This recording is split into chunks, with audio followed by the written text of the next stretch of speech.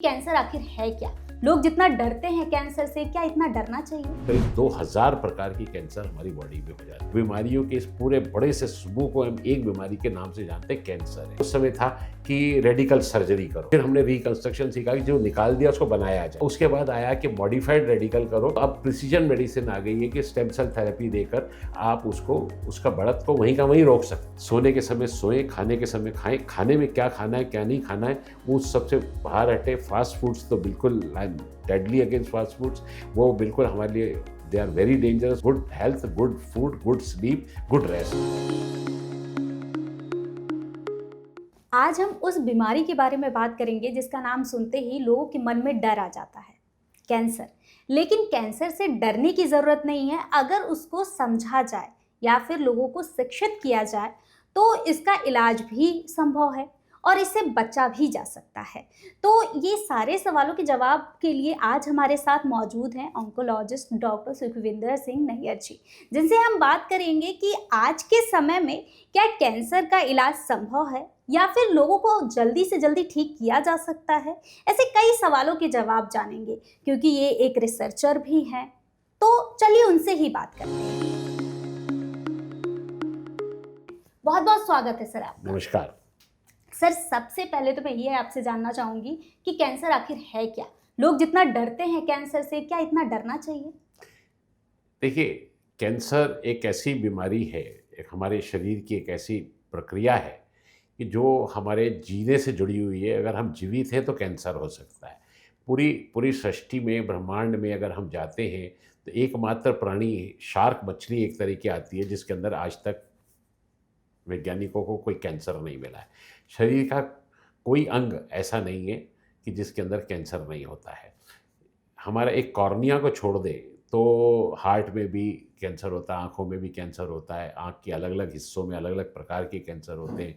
Retinoblastoma होता है ना, और मेलेनोमा होता है, रेटिना में होता है, विट्रस में होता है, सब जगह कैंसर होता है। स्क्लेरा में होता है, स्क्वेमस सेल कार्सिनोमास भी होते हैं, एडेनोइड सिस्टिक भी होते हैं आँखों में।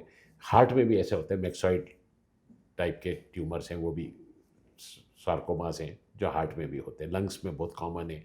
तो शरीर के हर अंग में करीब 200 प्रकार के कैंसर हैं और हर प्रकार के आगे भी उनके और प्रकार के सब टाइप्स भी हैं। तो ऐसा मिला लें तो करीब 2000 प्रकार की कैंसर हमारी बॉडी में हो जाते हैं, जिसको हम आम तौर पे इस सारी बीमारियों के इस पूरे बड़े से समूह को हम एक बीमारी के नाम से जानते हैं, कैंसर है।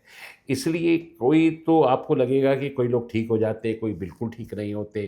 तो ये शरीर की जो अंदरूनी प्रक्रिया है, जो हमारा जो जेनेटिक मेकअप है, जिस संरचना से शरीर की रचना हुई है, उसी संरचना के अनुसार कैंसर का होना और ना होना होता है। शरीर का जो 70% हिस्सा है, या बाय वेट अगर लेते हैं, वजन के हिसाब से चलते हैं, तो शरीर का जो हिस्सा होता है वो हमारी मांसपेशियां हैं, हड्डियां हैं।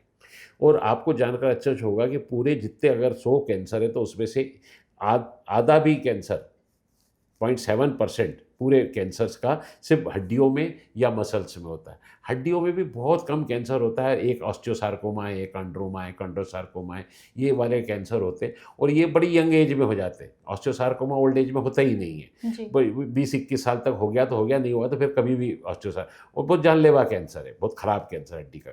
बट मांसपेशियों में सॉफ्ट टिश्यू सार्कोमा है। अब सॉफ्ट टिश्यू सार्कोमा करीब 20 प्रकार का है। उस 20 प्रकार की भी आगे 20-20 वैरायटियाँ और हैं। तो सॉफ्ट टिश्यू सार्कोमा जो 0.7% पूरे बॉडी का है, जिसमें हमारे लाइपोमा भी आता है, जब हमारे जो चर्बी है, चर्बी का भी जो कैंसर होता है, लाइपोमा या लाइपोसार्कोमा, ये सारा बाय वेट लगा लिया जाए तो सारा सब मिला के भी सैकड़ों प्रकार का भी होने के बावजूद भी ये 0.7 है। जी। जो हमारे अंग हैं, जहाँ पे रोज़मर्रा ज़िंदगी के अंदर शरीर का घटना और बढ़ना ये चालू रहता है, जहाँ पे जिसको हम कहें कि मोटापा बढ़ता नहीं, है। मोटापा नहीं, जो सेल डिवीजन है, ओके। जहाँ सेल रोज पैदा हो रहे हैं और मर रहे हैं। चमड़ी है, जी।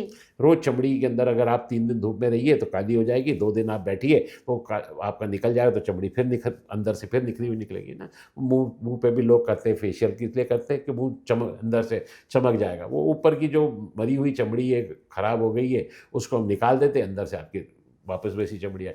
तो वो वैसी की वैसी म्यूकस मेम्ब्रेन है, ब्रेस्ट है, ओवरी है, टेस्टिस है, इंटेस्टाइन है, जहाँ पे सेल ग्रोथ जो है वो बहुत सतत रूप से और भारी मात्रा में चलती है। जैसे जैसे रिसर्च बढ़ रही है, जैसे कि आप एक रिसर्चर हैं और टाइम बदल रहा है, टेक्नोलॉजी भी बढ़ रही है, तो बहुत बार ऐसा होता है कि अगर आपको कैंसर हो गया है तो आपके पार्ट को हटाना पड़ेगा, वो पार्ट बिल्कुल हटा दिया जाएगा। हाँ, तो क्या अभी ये पॉसिबल है कि उसको फिर से ठीक किया जा सके? बहुत बहुत अच्छा सवाल है आपका ये। ये हम जब शुरू किया था 40 साल 50 साल पहले, जब हमने पढ़ना जी। सीखना चालू किया था कैंसर का, तो हमारे उस समय था कि रेडिकल सर्जरी करो।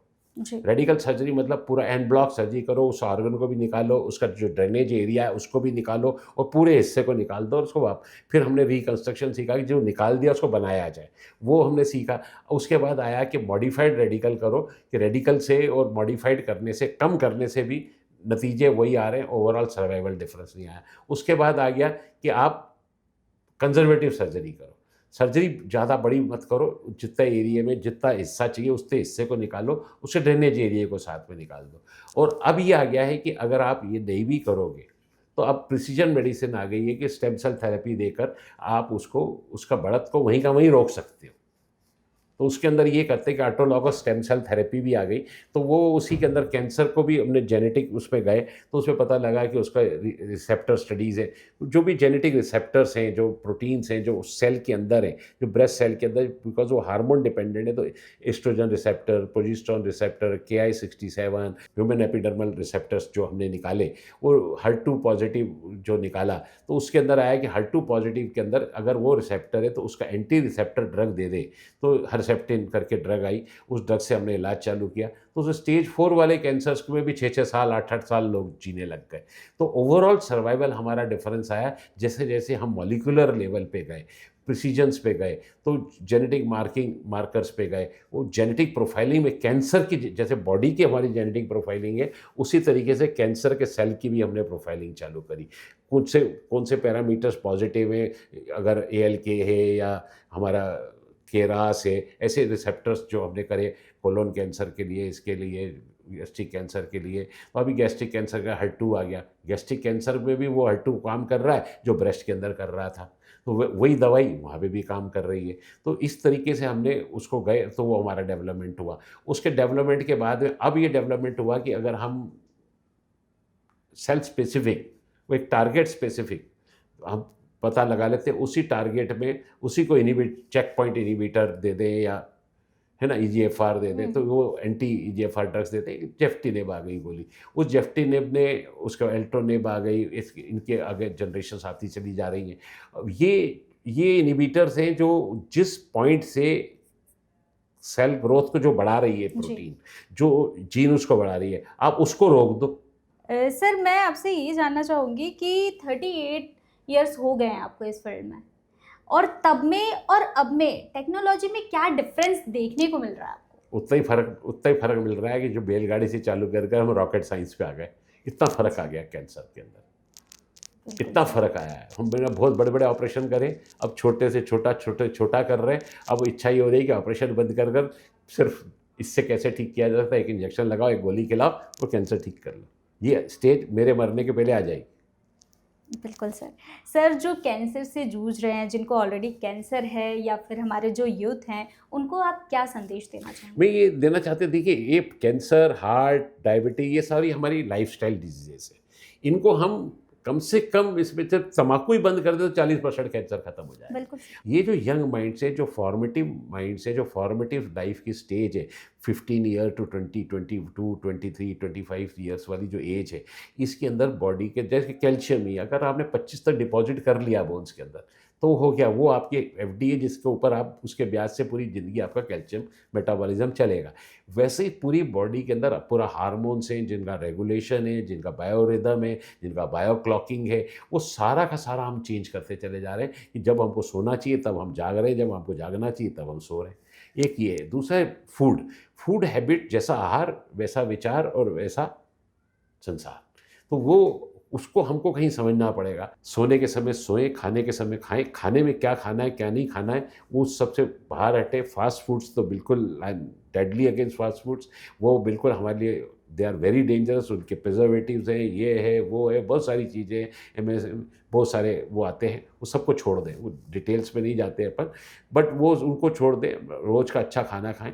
हमारे साथ प्रॉब्लम ऑलरेडी है समाज के अंदर, insecticides, pesticides, pollution, vehicle pollutions सब पड़ा हुआ है। ये हमारे बॉडी को रोज़ डैमेज कर रहा है। तो हमको only way to control this damage and genetic damage is by good food, जी sir. Good health, good food, good sleep, good rest. बिल्कुल sir, thank you so much sir, आपने इतनी सारी डिटेल्स दी है। कैंसर अब लाइलाज बीमारी नहीं है, बिल्कुल कैंसर का इलाज है, तो उसके लिए एजुकेशन की नीड है। अगर कुछ भी प्रॉब्लम होती है तो आप डॉक्टर के पास जाए, डॉक्टर से मिले और सही सलाह लें। और ऐसे ही मोटिवेशन के लिए, ऐसे ही खबरों के लिए और ऐसे ही चीज़ों के लिए बने रहें हमारे साथ और देखते रहे स्वतंत्र समय न्यूज़। धन्यवाद।